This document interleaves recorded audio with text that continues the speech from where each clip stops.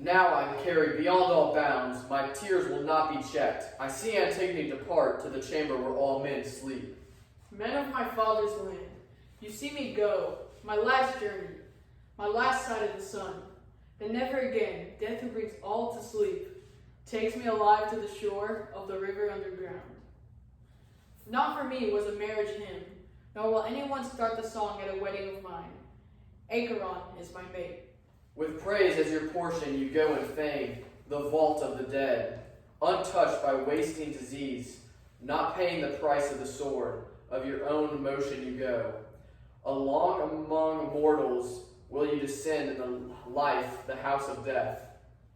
Pitiful was the death that stranger died, our queen once, Tantalus's daughter. The rocket covered over, like stubborn ivy it grew.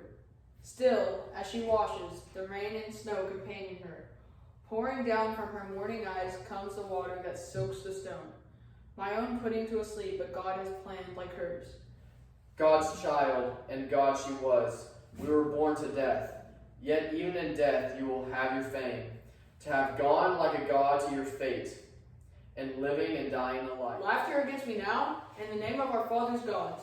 Could you not wait until I went? Must affront be thrown in my face. O city of wealthy men, I call upon Dearsea Spring. I call upon Thebes' grove in the armored plain, to be my witness, how with no friends mourning, by what decree I go the flesh-made prison tomb, alive to the place of corpses and alien still, never at home with the living, nor with the dead. You went to the furthest verge of daring, but there you found the highest foundation of justice and fell. Perhaps you were paying your father's pain. You speak of my darkest thought, my pitiful father's name, spread through all the world and the doom that haunts our house, the royal house of Thebes, my mother's marriage bed, destruction where she lay with her husband's son, my father. These are my parents and I their child. I go to stay with them. My curse is to die unwed. My brother, you found your fate when you found your bride. Found it for me as well, dead. You destroyed my life. You showed respect for the dead, so we for you. But power is not to be thwarted so. Your self-sufficiency had brought you down. Unwept, no wedding song, unfriended. Now I go, the road laid down for me. No longer shall I see this holy light of the sun. No friend to bewail in my fate.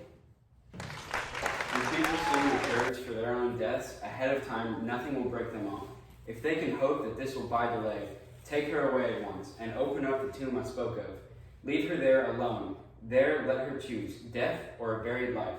No stain of guilt upon us in this case, but she is exiled from our life on earth.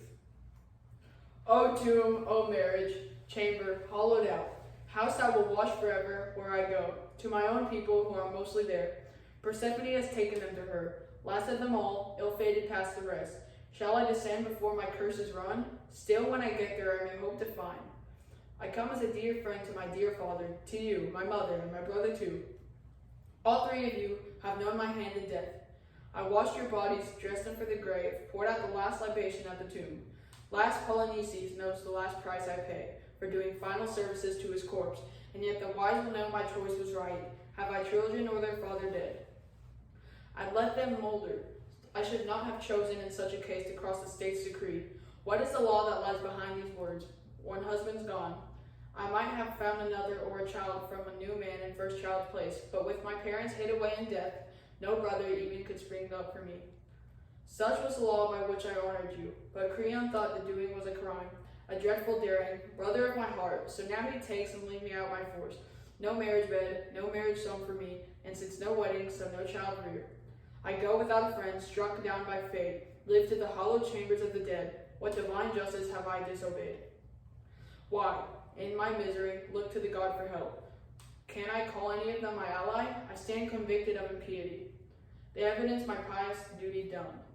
Should the gods think that this is righteousness in suffering, I'll see my error clear. But if it is the others who are wrong, I wish them no greater punishment than mine.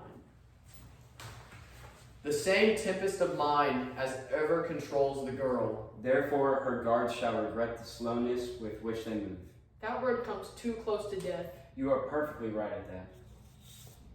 O town of my fathers in Thebes' land, O gods of our house I am, led away at last. Look, leaders of Thebes, I am last of your royal line. Look what I suffer, at whose command, because I respect the right.